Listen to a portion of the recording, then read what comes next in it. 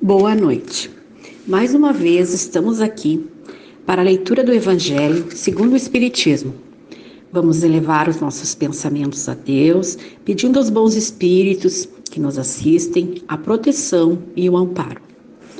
Ainda sobre a introdução, o item 4, Sócrates e Platão, precursores da ideia cristã e do Espiritismo.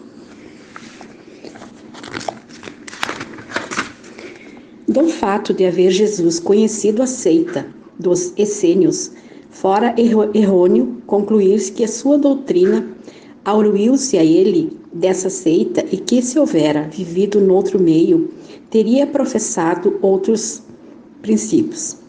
As grandes ideias jamais se interrompem de súbito.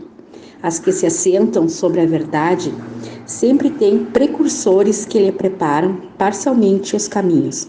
Depois, chegado o tempo, envia Deus um homem com a missão de resumir, coordenar e complementar os elementos esparsos, de reuni-los em corpo de doutrina. Desse modo, não surgindo bruscamente a ideia ao aparecer, encontra espíritos dispostos a aceitá-la. Tal que se deu com a ideia cristã, que foi prescindida muitos séculos antes de Jesus e dos essênios, tendo por principais precursores Sócrates e Platão. Sócrates, como o Cristo, nada escreveu, ou pelo menos nenhum escrito deixou. Como o Cristo teve a morte dos criminosos, vítima do fanatismo, por haver atacado as crenças que encontrara e colocado a virtude real acima da hipocrisia e do simulacro das formas, por haver, numa palavra, combatido os preconceitos religiosos. Do mesmo modo que Jesus, a quem os fariseus acusavam de estar corrompendo o povo com os ensinamentos que lhe ministrava, também ele foi acusado pelos fariseus do seu tempo, visto que sempre os houve em todas as épocas por proclamar a dogma da unidade de Deus, da imortalidade da alma e da vida futura. Assim como a doutrina de Jesus, só conhecemos pelo que escreveram seus discípulos. A de Sócrates, só temos o conhecimento pelos escritos de seus discípulos. Platão. Julgamos conveniente resumir aqui os pontos de maior relevo para mostrar a concordância deles com o princípio do cristianismo.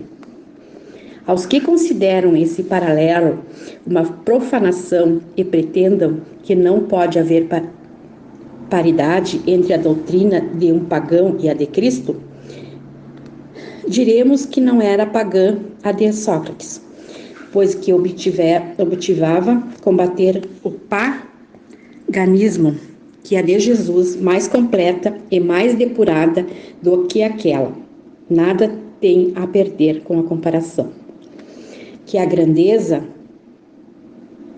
da missão divina de Cristo não pode ser diminuída, que ademais trata-se de um fato da história, que ninguém será possível apagar.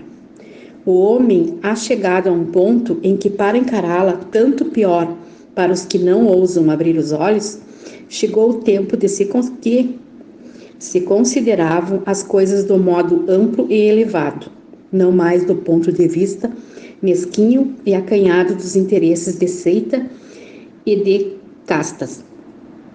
Além disso, estas situações provarão que se Sócrates e Platão precediram a ideia cristã em seus escritos, também se nos depararam aos princípios fundamentais do Espiritismo.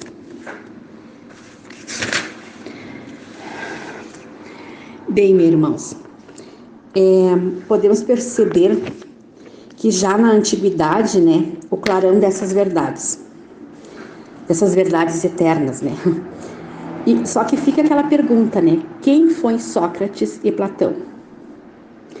E que ideias deles se assemelham à do Espiritismo, Então nós podemos concluir aqui com essa leitura que a ideia espírita já era vinculada a várias personalidades e que Allan Kardec surgiu, na verdade, para organizar e divulgar o espiritismo.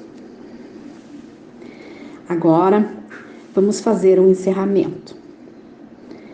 Mestre Jesus, que o Senhor nos conceda paciência e fé para enfrentar as aflições da nossa vida e a perseverança e o amor para aplicarmos os ensinamentos do Evangelho em cada dia da nossa caminhada evolutiva. Vamos te pedir também a fluidificação das águas que estão em nossos lares, que seja colocado nela o remedinho necessário para a nossa cura, se for do nosso merecimento. Vamos pedir também a Deus, a nosso Pai, uma semana que se inicia de muita paz, de muita serenidade e amor nos nossos corações. E que assim seja.